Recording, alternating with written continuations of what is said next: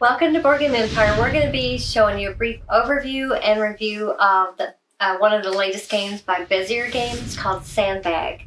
So this is a trick-taking game where you are trying not to take tricks. So the lowest points wins. If you do take a trick, you want to make sure it has a rocket in it that reduces your end of game scoring. So it's a very simple, easy to teach game. Each player, so it's 3 to 6 players. So you evenly deal the cards out to the players, and then they choose 2 basket cards and a sandbag card. Now the sandbag card is usually one that you would not want to play. You don't like a card that you're normally like a high card, something you want to slough off into a trick. These cards are your basket. They're not available to you, but they're available to your opponents. So you'd want to face these where your opponent can see them easily, and you're hoping that they want to use your cards. They could swap one of their cards from their hand for one of these cards to play. If you do the swap, you have to play whatever card you swap for instantly as your card you're playing. As you can see, they're relatively low. It's standard 0 to 9, the card numbers. So 3 through 5 are fairly low.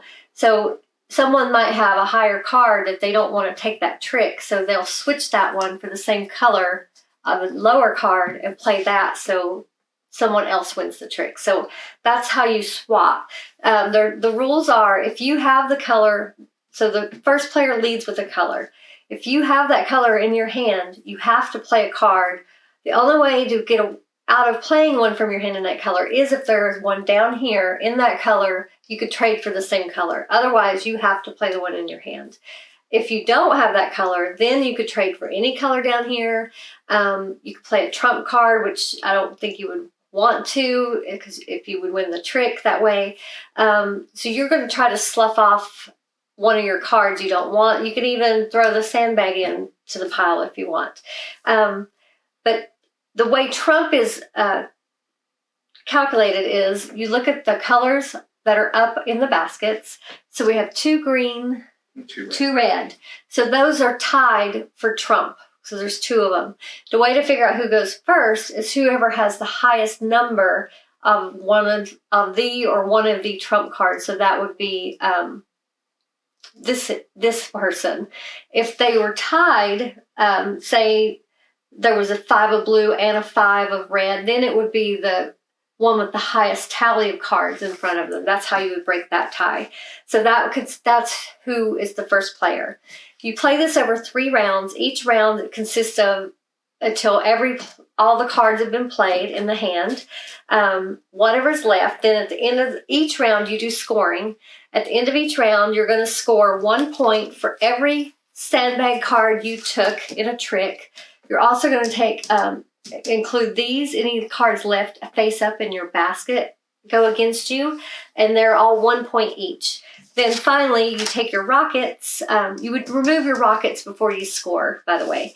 So remove your rockets, count your sandbags, and then you subtract however many points you have.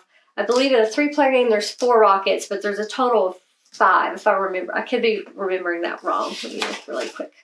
Yeah, there's 5 rocket cards for 3 to 4 players, and they're the -5 points. And for 5 to 6 player games, there's the -7 cards. So it takes 7 points away from the score. So you do want to take tricks with the rocket cards, because those will reduce your points, obviously, at the end of the game.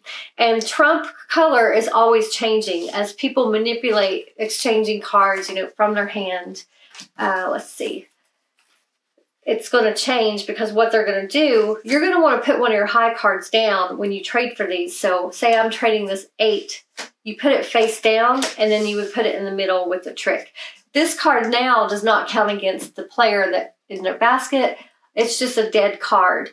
But it allowed you to get rid of a very high card in your hand of that same color. So that's the benefit of swapping cards. And this is why trump is always changing, because now at the end of this round, red is trump because it's the dominant color out there. So you can manipulate it that way, manipulate your hand by doing that. That's a great strategy to take some of the luck away of games like this, where you have more options of cards to choose from as long as you're following that rule of the lead color. And then, of course, after 3 full rounds, whoever has the least points wins the game. So what did you think? I really like the components and everything. High replayability because, it's just a card game. So, and also, it takes like a minute or two to set up. Teach probably like 5 minutes. Probably. 5 minutes or less, depending on who you're teaching it. And then just... It's pretty easy game to understand. Mechanics, simple mechanics, yet still strategic enough. And so there's a lot of different ways you can do, try manipulate your points and someone else's points and stuff. So overall total, I'm giving this a 7 out of 10. It's a good game. It does feel kind of like a old style game that you would be playing like in the 80s, 90s, like when I was in the military. I could see that being very popular. We played a lot of games in the military. And so this is probably one of the ones we play. We play Uno like a million times over. We played, I think there was like 10 different card games that we play regularly when we're out in the field, especially NTC, National Training Center. And so this would be one that I could see people bringing and soldiers playing constantly. So 7 out of 10. Yeah, I enjoyed this game. It was I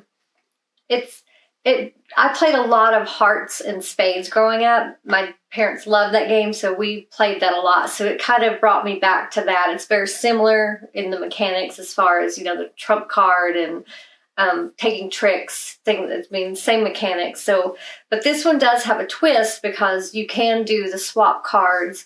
The trump card's always changing based on what's up on the sandbag. So that allows players to manipulate and make it more in their favor. So it's like that. It is similar to those games, but it's the next level because there is more strategy to this game, more ways to manipulate it. So.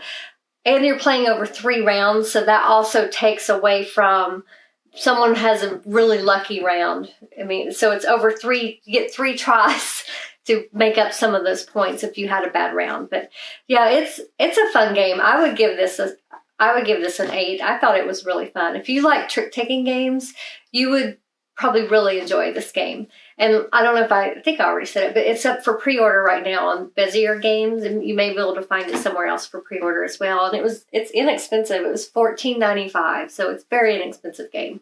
But definitely, if you like trick-taking games, I would suggest checking this one out and adding it to your collection because it has a twist on it, so it makes it's a different type of trick-taking game. So, or if you have someone that that's in the military, relative, send it to them. Yeah, because our rucksack, we can't carry too much stuff, so this is what we did in the field a lot, like I said previously. And so this would be easy to carry. It wouldn't add that much weight. And so that's why we play card games, because they're easy to carry.